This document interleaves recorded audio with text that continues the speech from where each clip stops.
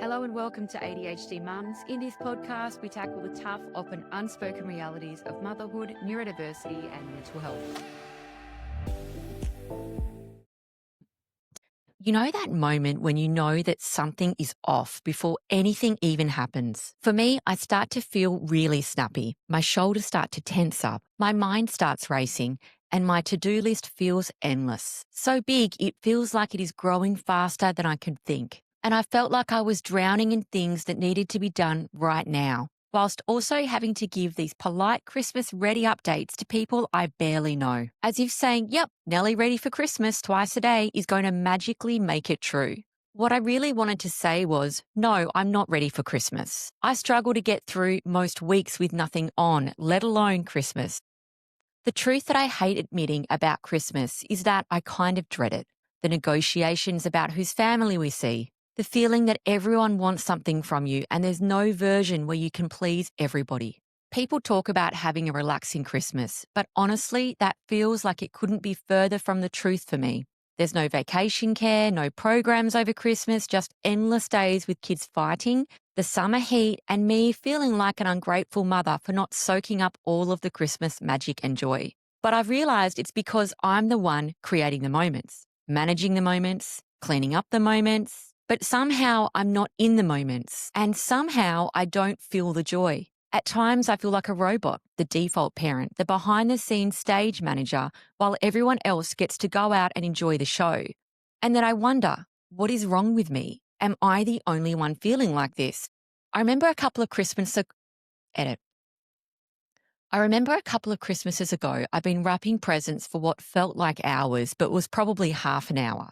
Doing that audit of Christmas gifts to make sure that no one would feel left out and that everyone had around about the same amount of presents. It felt like everyone else was relaxing, but yet I was the one who was still holding the mental spreadsheet. And I began to feel even more overwhelmed, and the sensory stuff started to kick in really hard. I have a real issue with sound. I'm very sound sensitive. Even the sound of the sticky tape tearing started to really get to me. The TV was blaring from another room, and my daughter had Christmas carols on loop from her bedroom. I reached for the scissors, they were missing again. Why do kids take everything, especially the things that you need right now? I felt so overwhelmed, and all of a sudden I felt like I couldn't continue.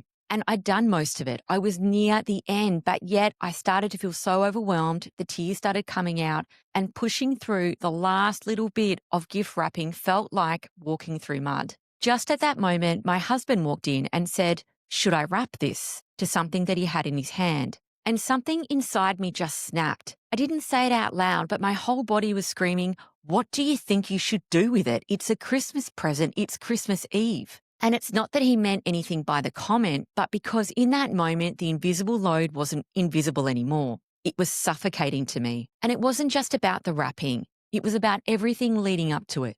Guarding the presents like a bodyguard for the last 2 weeks, responding to what felt like hundreds of messages in a family chat, and a random uncle asking me what I thought he should buy every individual cousin. Then hearing my kids say, "Santa always gets the best stuff. How does he know?"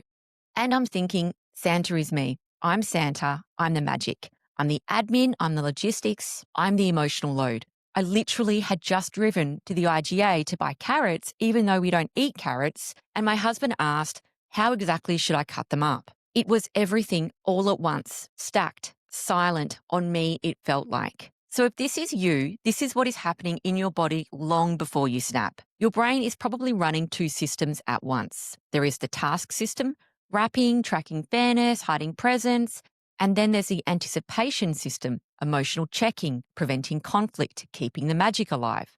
And neurodivergent brains struggle to run both at the same time, and it drains dopamine rapidly. At the same time, the executive load grows really silently, and it's not gradual. ADHD mums don't feel just a bit tired and then gradually go down from there. They can jump from functioning and okay into collapse really quickly, because the planning and working memory hits a sudden cliff and then you nosedive very, very quickly. We also have sensory overload, and this stacks up really fast in neurodivergent brains. The tearing tapes, the noises, the questions, the clutter, the mess, whatever it is that triggers you off can stack up really quickly. And your sensory gates that help you regulate then can really break down and stop filtering all of those things out. And then suddenly everything becomes too much, but you don't even know why. At that point, our body enters that threat response mode, and it's like a responsibility threat. It can feel like if I drop just one thing, the whole system will fail. And at that point, your nervous system can treat this like, and feeling a little bit emotionally fragile, perhaps. At this point, it's kind of funny to think that we expect ourselves to feel joy. And this is why joy can feel inaccessible. Your body can't enter joy mode while it's holding logistics, emotions, responsibility. This isn't personal. This isn't an attitude adjustment. This isn't something that you need to try harder. This is a physiological response. And for me, the rage wasn't about a question. It wasn't about the carrots. It was what felt to me like the loneliness of doing everything that mattered alone, the responsibility. I felt like no one understood what it was costing me to actually create all of these moments for everyone else. I don't know about your house, but in my house, the prompting never stops. The reminders, the scaffolding for day-to-day tasks, and the big responsibilities I feel usually falls on one person. And this happens in neurotypical households, not just neurodivergent, which shows how large the issue is. And it's not necessarily that anyone is careless or unhelpful, but because the executive load is usually lopsided. I had a listener write me a DM the other day, and she said, if I can't rely on someone to remember a permission slip, then how can I trust them with the Christmas bike order in November? How can I trust them to manage what child is getting what so no one feels left out? And so we end up carrying these things because a lot of us feel like they're too important to let somebody else possibly fail. And obviously this depends a lot about who makes up your family and what dynamics you have, and that's different for everybody. But regardless of that, a lot of mums feel like the invisible load becomes a non-negotiable load on them and them only. And if you are a single, that is you at the default at its moment. And underneath all of this silent rage is something that is, and underneath all of that silent rage for me was something so much softer. Because at the end of it, I felt like my kids say, wow, Santa. And I love that. I don't want to ruin the magic of Christmas. I don't want my kids to know anything different yet. But sometimes I wish that someone would quietly acknowledge me in all of it. Not to take credit, not to be celebrated, just to be seen for a moment. Maybe a cup of tea in bed, a hand on my shoulder, a moment of, you did all of this and I know what it cost you. Because for a lot of us, we have been battling our way through the year. And it can feel like we are climbing a mountain at the end of it, which is called Christmas. So that is not a personal flaw. That is actually brain function. When you've been scanning, planning, prompting, and holding everything for days, weeks, months, your nervous system stays in, let's just keep everything together mode instead of feeling the moment mode. So what can we do about it? Now, what I didn't do at the time with the wrapping of the presents, but I wish I had of, is I wish I had have gotten out of my own head. I wish I had have turned to my husband and said, I'm done. I need a minute. I'm going for a walk. I wish I hadn't have forced to smile, pushed through.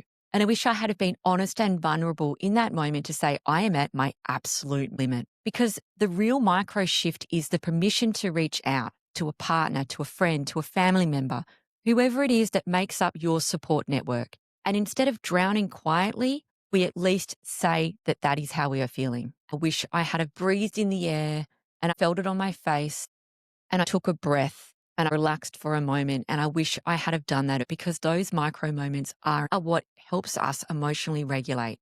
So if you are feeling like this, you are not failing at finding joy. This is not you having to try harder or you being ungrateful. And it's not that you can't enjoy Christmas, but it be that you've been carrying it. You might be exhausted from a year of scanning, planning, anticipating, and holding.